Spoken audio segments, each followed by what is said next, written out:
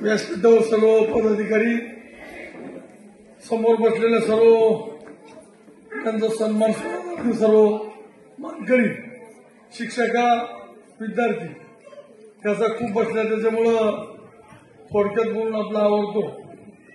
आज आताच मगाशी गोरे साहेबांनी अतिशय सुंदर असं या ठिकाणी मार्गदर्शन केलं आणि आपण मगाशी बघितलं, आपण मागण्या पण काही केल्या. नक्कीच आपल्या साहित्य परिषदेच्या माध्यमातून जनजागृती झाली पाहिजे. जनता या ठिकाणी तरुण मंडळी अतिशय व्यसनाआदी झालेले, त्यांना कुठे त्या प्रवाहात आणलं पाहिजे आणि आणल्यानंतर त्यांना कुठेतरी दिशा दिली पाहिजे. जनतेचाच पैसे जनतेकडे पोहोचायचं, आम्हाला फक्त टपाल मॅनेजर काम करायचंय. म्हणून या ठिकाणी आपण जी मागणी केली, खरोखर बरोबर भाऊजन माझं बोलणं झालं. माझी विनंती आहे, काव नाही करायला काव नाही करते. पुढचे जिल्हा परिषद सदस्य आणि सरपंच पण बसले, त्यांनी जर जागाही उपलब्ध करून दिली तर 100% आपण त्या ठिकाणी चांगली वास्तू तुम्हाला बांधून त्या ठिकाणी देऊ.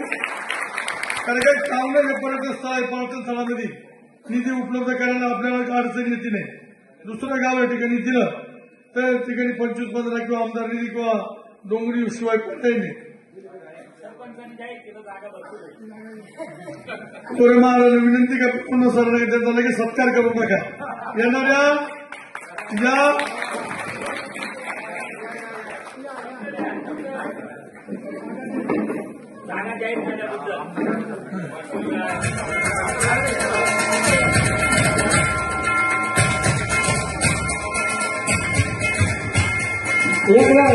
एक लाखाच्या मताधिकाने आमदार साहेब काय निवडून आले याचं प्रात्यक्षिक या ठिकाणी तुम्हाला दिसतंय. आपण मागणी मांडली, या ठिकाणी आपल्याला जागा सुद्धा कावण्याचे सरपंच गोपाळ पाटील यांनी जाहीर केली आणि आपलं जे काही साहित्यिक संशोधन भवन आपण या ठिकाणी उभं करणार आहोत त्या कामाचा एक मुहूर्तमेढ या ठिकाणी झाला. धन्यवाद.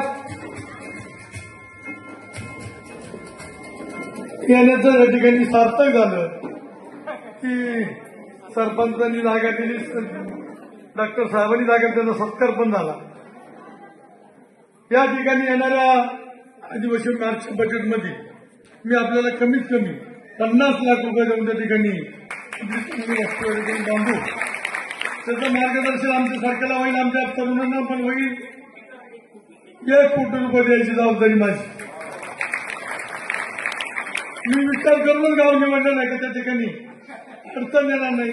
गाव पर्यटनमध्ये असल्यामुळं पर्यटन स्थळामधून त्या ठिकाणी कुंभमेळा आपण त्या ठिकाणी देतोय. परंतु सरांना आणि गोरे महाराजांना माझी विनंती आहे की जरी अडचणीत असेल, अडचणीचे कामं असतील, परंतु आपण जे काही भाषण केलं, जे उपलब्ध केलं, ती काळाची गरज आहे. पुढे जाण्यासाठी, पुढे जनता नेण्यासाठी तरुण पिढी आपण बघा, सकाळी व्हॉट्सअप चालू केलं, 13 ते 25 ऍक्सिडेंट, पॉइझन, दारू पिऊन अनेक समस्या या ठिकाणी सामोरं जात आहे. 20 वर्षाचा काळ बदलला. 20 वर्षापासून मर्यादा, मान मर्यादा खूप कमी झालेली आहे. पाठीमागा एखादा तरुण मुलगा तंबाखू खात येत असला तर शहाण्याला पहिला फेकून द्यायचं. आता आपल्या समोर बाटलीत पाणी होतं.